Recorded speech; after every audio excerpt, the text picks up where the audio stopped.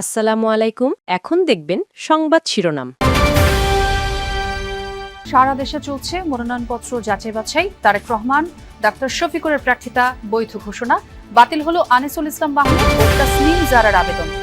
খালেদা জিয়ার কবর জিয়ারতে আজও মানুষের ঢল। বলছেন তার মতো আস্থা আর ভালোবাসা অর্জনই নতুন নেতৃত্বের সামনে চ্যালেঞ্জ।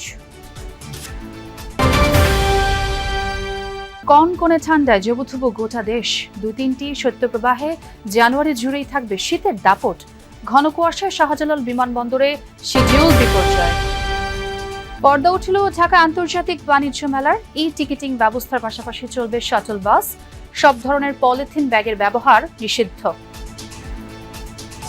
এতক্ষণ দেখছিলেন সংবাদ শিরোনাম, এখন দেখবেন বিস্তারিত। পঞ্চম দিনের মতো সারা দেশে চলছে ত্রয়োদশ জাতীয় সংসদ নির্বাচনে প্রার্থীদের মনোনয়নপত্র যাচাই বাছাই। বগুড়া ৬ আসনে বৈধ ঘোষণা করা হয়েছে তারেক রহমানের মনোনয়নপত্র। সকাল থেকে জেলায় জেলায় শুরু হয় এই কার্যক্রম।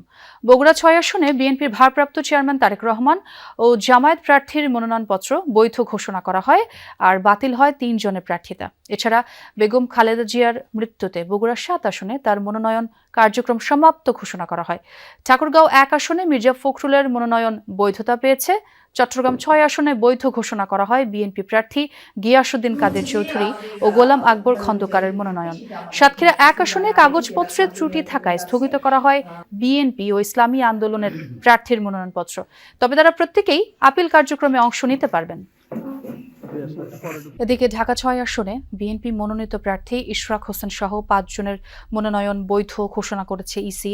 বাকিরা হলেন বিএনপির নবিউল্লাহ নবী, জামায়াত ইসলামীর আব্দুল মান্নান এবং এনসিপির এস.এম. শাহরিয়ার। ঢাকা ১৫ আসনের জামায়াত ইসলামী প্রার্থী ডাক্তার শফিকুর রহমান এবং বিএনপি প্রার্থী শফিকুল ইসলাম খানের মনোনয়নপত্র বৈধ ঘোষণা করা হয়েছে।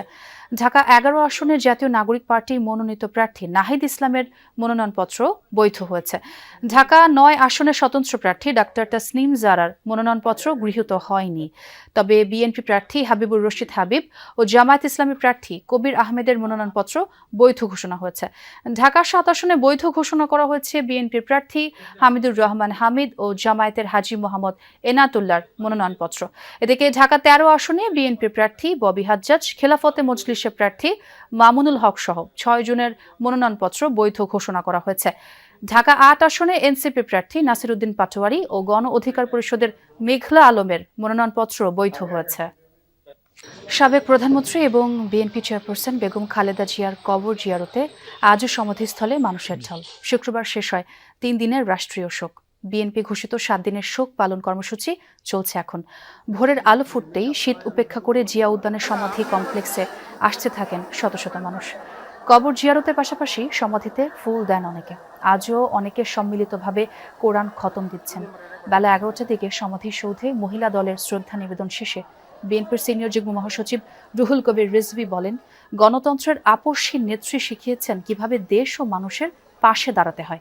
ফ্যাসিবাদের বিরুদ্ধে লড়াইয়েও অগ্রগামী ছিলেন খালেদা জিয়া।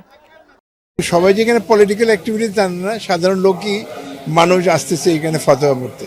তার জন্য আমরা দেশবাসী দোয়া করব। আমি বিশ্বাস করি তার সবচেয়ে বড় পাওয়া আমার দেশের মানুষের দোয়া। কি করে জনগণের পাশে থাকতে হয় এবং অনেক দুঃখ, সংকট, চাপ, হুমকির মুখেও জনগণকে ছেড়ে না যাওয়ার যে দৃষ্টান্ত, সেটা দেশনেত্রী বেগম খালেদা জিয়া তিনি দেখিয়েছেন।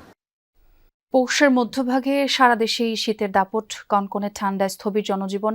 আজ সর্বনিম্ন তাপমাত্রা রেকর্ড করা হয়েছে রাজশাহী, পাবনার ঈশ্বরদী ও নওগাঁর বদলগাছিতে ৯ ডিগ্রি সেলসিয়াস।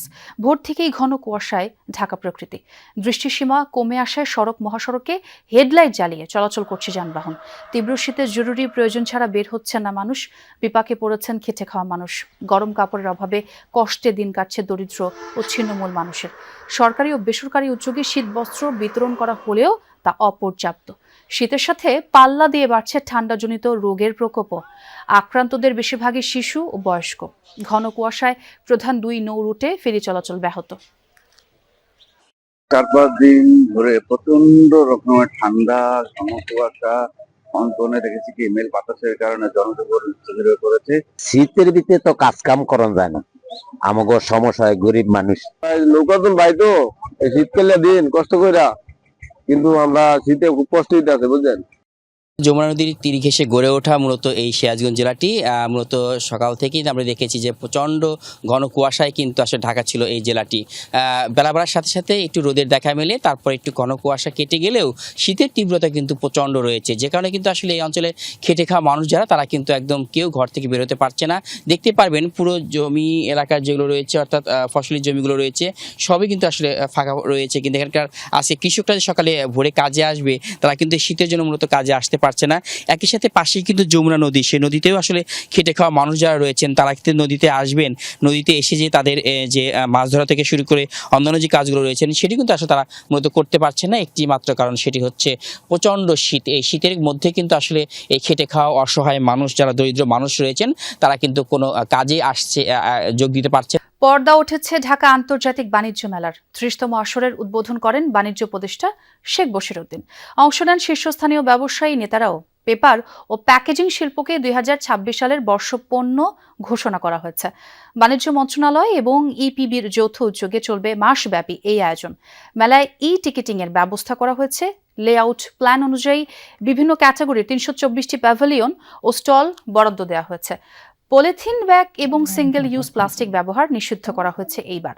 বিকল্প হিসেবে হ্রাসকৃত মূল্যে শপিং ব্যাগ সরবরাহ করা হবে। আর দর্শনার্থীদের যাতায়াতের সুবিধার্থে কুড়িল বিশ্ব রোড, ফার্মগেট, নারায়ণগঞ্জ ও নরসিংদী থেকে প্রতিদিন সকাল 8টা থেকে বাণিজ্য মেলার উদ্দেশ্যে বিআরটিসির 200টিরও বেশি শাটল বাস চলবে। ঢাকা আন্তর্জাতিক বাণিজ্য মেলা দীর্ঘদিন ধরে এমন একটি প্ল্যাটফর্ম হিসেবে কাজ করছে যা পণ্যের উৎপাদককে ভোক্তার সঙ্গে, উদ্যোক্তাকে বিনিয়োগকারীর সঙ্গে এবং বাংলাদেশকে বিশ্ব বাজারের সঙ্গে সংযুক্ত করে চলছে। এই মেলায় অংশগ্রহণের মাধ্যমে নতুন বাজার সম্পর্কে ধারণা লাভ, আন্তর্জাতিক মান ও প্রযুক্তির সঙ্গে পরিচিতি এবং পণ্য উন্নয়নের সুযোগ পাবেন। আমি আশা করি উদ্যোক্তাদের সক্রিয় অংশগ্রহণ বাণিজ্য মেলাকে সফল করে তুলবে। আন্তর্জাতিক প্রসঙ্গ। যুক্তরাষ্ট্রের সাথে সামরিক উত্তেজনার মাঝেই ভেনেজুয়েলার রাজধানী কারাকাসে একাধিক বিস্ফোরণের খবর পাওয়া গেছে। আন্তর্জাতিক বিভিন্ন গণমাধ্যম জানায় শনিবার ভোরের দিকে কারাকাসের অন্তত 7টি স্থানে হয়েছে বিস্ফোরণ। এ সময় বেশ নিচু দিয়ে উঠতে দেখা যায় কয়েকটি হেলিকপ্টারকে। বিভিন্ন সংবাদ মাধ্যম বলছে এসব হেলিকপ্টার মার্কিন সামরিক বাহিনীর হতে পারে। ধারণা করা হচ্ছে বিভিন্ন ধরনের অ্যাটাক হেলিকপ্টার থেকে চালানো হয়েছে হামলা। কারাকাসের দক্ষিণে অবস্থিত অত্যন্ত গুরুত্বপূর্ণ কৌশলগত সামরিক ঘাঁটি ফুয়ের্তে টিউনা ও লা কার্লোটার কাছাকাছি হয় এই বিস্ফোরণগুলো। হামলার পরপরই বিদ্যুৎ বিচ্ছিন্ন হয়ে যায় আশপাশের এলাকা। বিস্ফোরণের পর ভেনেজুয়েলার প্রেসিডেন্ট নিকোলাস মাদুরোর কোনো খবর এখনো জানা যায়নি।